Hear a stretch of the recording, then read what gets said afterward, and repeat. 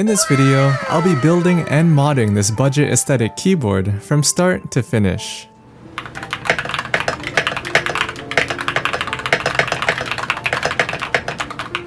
If you're unsure on where to start with building your own budget board, or liked what you saw in the sneak peek, be sure to watch until the very end.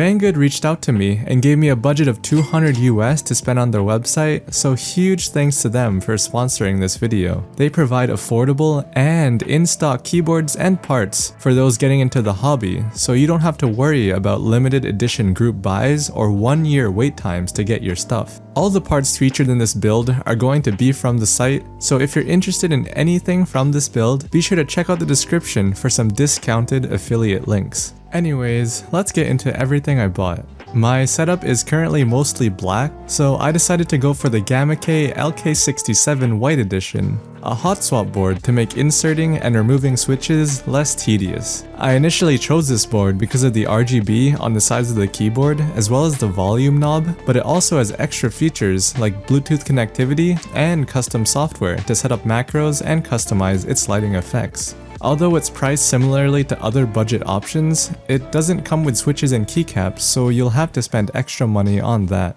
Next, to add color to a mainly white board, I chose these milk keycaps to add some pastel highlights. They're made of PBT plastic and are of cherry profile, which looks like this in comparison with other layouts. These weren't the cheapest option on Banggood, but I thought it would be worth it for the extra keycap design and colors. The last thing I needed for a fully functioning board were switches, so I bought cheap Gateron yellows for the buttery linear experience. I already used them prior in my AliExpress video, and they were just generally a cheaper alternative to the other switches available. These three things were enough for a fully functional keyboard, which totaled to around $133 US.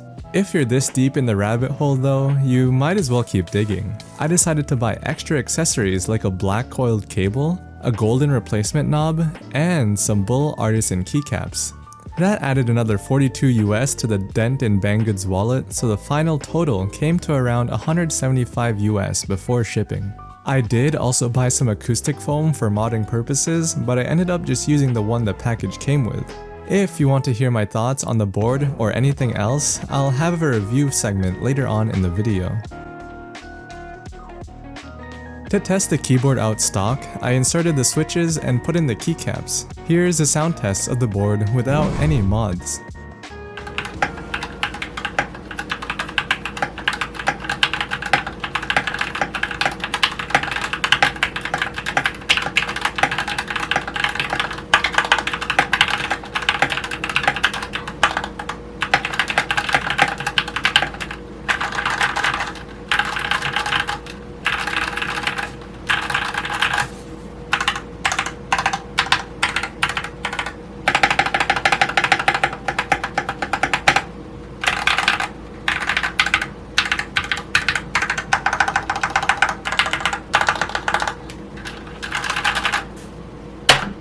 I was really impressed with how the keyboard sounds stock. The stabilizers are clean and have little rattle. Hopefully, modding the keyboard can help make it sound nicer.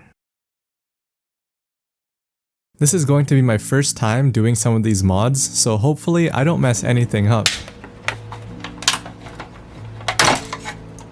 Uh-oh, that sounded bad, but luckily, nothing actually happened. The first mod I did was a Tempest tape mod, which is where you cover the bottom of the keyboard's PCB with masking tape. This helps absorb higher sound frequencies while reflecting lower sound frequencies for more thock. If you want to learn more, I would recommend you watch Near Lucid's video on it. Apparently, you're supposed to apply 2 to 3 layers of tape, so I did 3 just to be safe. Because of the screws that secure the PCB with the bottom of the case, I also had to create holes for these white thingies, and I had to create another hole to let the battery wire pass through. Then, I tried to replace the stock knob with the golden ones I bought, but unfortunately, they didn't fit, no matter how much I tried to force it on. I wasn't expecting to use the default knob again, so I just carelessly pulled it out with some pliers, so now there's some scuffed marks on it. Oopsies. Next up, I used the foam that came with the package to sound dampen the case and reduce its hollowness. I cut out a good chunk, and just like with the Tempest tape mod, I made holes for any extrusions along the bottom. After seeing videos on the insane sound changes made by the PE foam mod, I was finally able to see the results for myself. Essentially, you put a layer of PE foam between the PCB and the plate, which helps reduce higher and lower sound frequencies to make the board sound more neutral, often described as being poppy or marbly. Once again, Near Lucid has a super high quality video explaining and demonstrating its effects. First off, I marked and cut out holes for the stabilizers. Then, I removed any excess foam and poked holes to allow for the big switch pins to go through the foam. Here's what the finished product looks like. Now, it's time to do the traditional mods like lubing the switches and stabilizers to make them feel smoother and sound nicer. Hold up, I guess the stabilizers were already lubed, which wasn't surprising as they already sound pretty clean. So, lubing the switches it is. Since I'm deep in this rabbit hole, I already own tools to help with the lubing process. First is a lubing station, which acts as a stand and assembly line to put the switch parts on. Next is a switch opener to help with unlocking the housing of the switch to take it apart. The lube I'll be using is Krytox 205 grade 0, which is pretty standard for linear switches. I was super eager to test out the board, so all I did was lube all sides of the stem, but I would recommend you also lube the springs if you hear any pinging noises like I do, by shaking them in a lube bag. With the lubing station, I get to satisfyingly click all the switches back together and pop them out like so. Anyways, I did all the internal mods already, so it's finally time to put the board back together. I reconnected the PCB to the battery and screwed the case in. The screws are as tight as can be, but the foam and tape prevents the case from fully sealing. Unfortunately, the inner switch to swap between wired or Bluetooth mode broke off because of my clumsiness, so if you're planning on getting this keyboard, I would be more careful with that.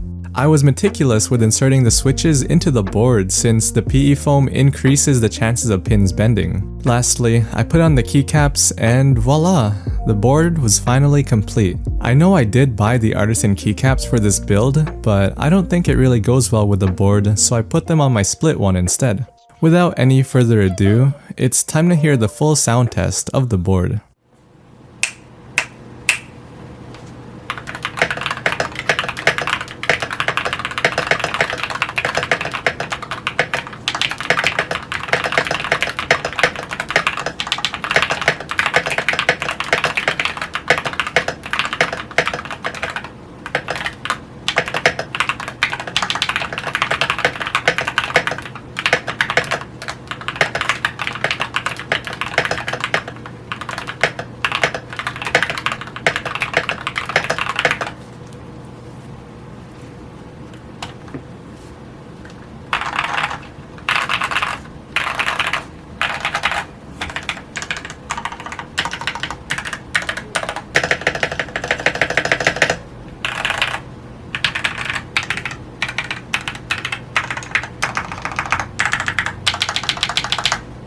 I am absolutely mesmerized by the sound of the finished product. The main keys produce the poppiness I was looking for, and the spacebar sounds quite polished and contrasting with the rest of the board. Also, this backspace makes me want to make more errors just to hear it.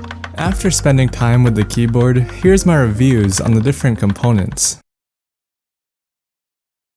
I think the Gamakay LK67 is one of the better budget options for building your own mechanical keyboard, considering all its features I mentioned earlier like hot swap capabilities, RGB glow, and Bluetooth support. If you're on a budget, then the lack of keycaps and switches will cause you to spend more, but there is a pre-built one with those parts included if you're interested. There are no feet to adjust the typing angle of the board, but the subtle 4-degree angle feels nice to type on with some sort of wrist rest. If you plan on doing the same mods as me, be sure to be more careful with the switch so you don't break it off. I'm sure I could probably use a toothpick or something to switch between the modes though if I really wanted to. I will note that the RGB keycap glow isn't too bright, but that might just be me because my other experiences with RGB is the eye-blinding Gamakay LK67 featured in my other keyboard video.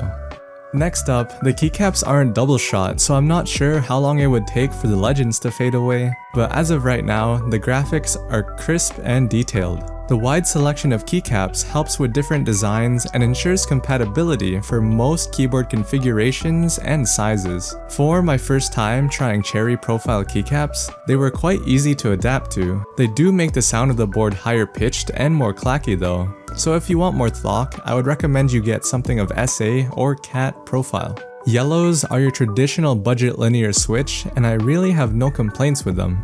If you're not planning on lubing your switches, Banggood also offers factory lubed ones, but I'm not too sure on their quality. If you're undecided on what switch you want to get, I would recommend you get a switch tester, as the only way to truly know your preferences is to physically try them all out yourself. Now for the accessories. It's a shame that the artisan keycaps don't really fit the theme of the board, but at least they found a new home with my split keyboard. I like the detail and texture, but I'm just personally not a fan of the different shape of it in relation to the rest of the keys. Maybe if I had a pink bull one, I could fill up the right row. Lastly, the golden knob is by no means perfect, but for the price, it exceeded my expectations. It would have added a nice subtle flex onto the board if it had actually fit, but it's whatever.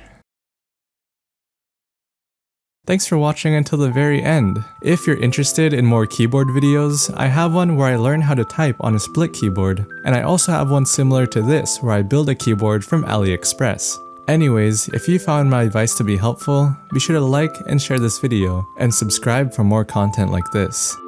This has been John Maverick. Stay mindful.